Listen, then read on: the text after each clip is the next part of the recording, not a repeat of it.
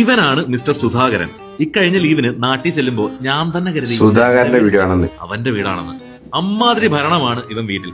എപ്പോ വേണമെങ്കിലും വന്ന് കേറാം, ഇറങ്ങി പോകാം, എവിടെ വേണേലും കയറി കിടക്കാം, ആരും ഒന്നും ചോദിക്കാൻ പാടില്ല. ചാവാലി പൂച്ചയ്ക്ക് പേർഷ്യൻ കാറ്റുമായി ചേർന്ന ഒരു ക്രോസ് ബ്രീഡ് ആയതുകൊണ്ടായിരിക്കും ക്രോസ് ആണ് കേട്ടോ, ക്രോസ് ആണ്. ഒടുക്കത്തെ ജാടയാണ്. വ്യക്തമായ ഫുഡ് ഹാബിറ്റ്സ് ഉണ്ട്. ഹൈ ക്വാളിറ്റി കാറ്റ് ഫുഡേ കഴിക്കൂ. പച്ചമീനും പച്ചച്ചിക്കനും ഒക്കെ ഓക്കെയാണ്. ഇനി പച്ചമീന് ക്ഷാമമായിട്ട് മീൻകറി ഇട്ട് വരട്ടി ചോറങ്ങാനും കൊടുത്താ പിന്നെ 2 ദിവസത്തേക്ക് വീട്ടിലോട്ട് വരത്തില്ല. പിന്നെ ആളി ഏരിയയിലെ ചെറിയൊരു ഗുണ്ട കൂടിയാണ്. പൂച്ചകളുടെ മാത്രമല്ല ചെറിയ പട്ടികളുടെ പോലും പേടി സ്വപ്നമാണ് ഇവൻ. വഴിതെറ്റി അവന്റെ ടെറിട്ടറിയിൽ വന്നു കയറി അപ്പുറത്തെ വീട്ടിലെ പുഷ്കരം പട്ടിയെ ചാടി ചെബിക്കലിനിട്ടൊരു അടിയും കൊടുത്താണ് ഇവൻ പറഞ്ഞു വിട്ടത്. അങ്ങനെ ഇരിക്കും ഒരു ദിവസം ഞങ്ങൾ ആ സത്യം മനസ്സിലാക്കി ഗൈസ്. ഇവൾ ഗർഭിണിയാണ്. അതെ, ഒരു ആൺപൂച്ചയുടെ ശൗര്യം കാണിച്ച് ഇവൻ എല്ലാവരെയും കബളിപ്പിക്കുകയായിരുന്നു. അന്ന് മുതൽ സുധാകരൻ വെറും സുധിയായി മാറി.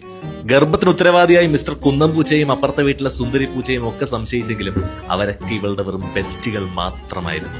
അങ്ങനെ ഒരു സുദിനത്തിൽ ഈ സുധ വീട്ടിലെ അലമാരയുടെ താഴത്തെ അപ്പാർട്ട്മെന്റിൽ പ്രസവിച്ചു. 2 കുഞ്ഞുങ്ങൾ ഇവളെ പോലെ തന്നെ ഉണ്ടായിരുന്നെങ്കിലും 3ാമത്തെ കുഞ്ഞിൻ ദിവനെ കണ്ടപ്പോ ഈ ഗർഭത്തിന്റെ കാരണക്കാരനെ ഞങ്ങൾ മനസ്സിലാക്കി. രാത്രിയുടെ മറവിൽ ഓടി താഴത്തെ ലല്ലു പൂച്ച തന്നെയാണ്.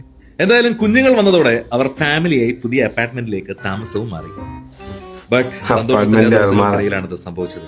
പൂച്ചകൾക്കിടയിൽ വ്യാപിച്ച ഒരു വൈറസ് ഇൻഫെക്ഷൻ കാരണം ഈ 2 വെള്ള ഓമനകളും മരിച്ചു. അതുകൊണ്ട് തന്നെ മുഴുവൻ സ്നേഹവും എക്സ്ട്രാ കെയറും കിട്ടിയ വളരുകയാണ് ദിവനാണ് ചിച്ചു. പിന്നെ ഇന്നലെ നാട്ടിൽ നിന്നും കിട്ടിയ റിപ്പോർട്ട് സുധ വീണ്ടും ഗർഭിണിയാണ്. ഗൈസ്, അപ്പൊ ഇതിന്റെ പാർട്ട് 2 ചിച്ചുവിന്റെ വീഡിയോ ഉണ്ട് കുറച്ച്. അതൊക്കെ റിയാക്ട് ചെയ്യണമെന്നുണ്ടെങ്കിൽ കമന്റ് ചെയ്താൽ മതി. അപ്പൊ ഓക്കെ, ബൈ.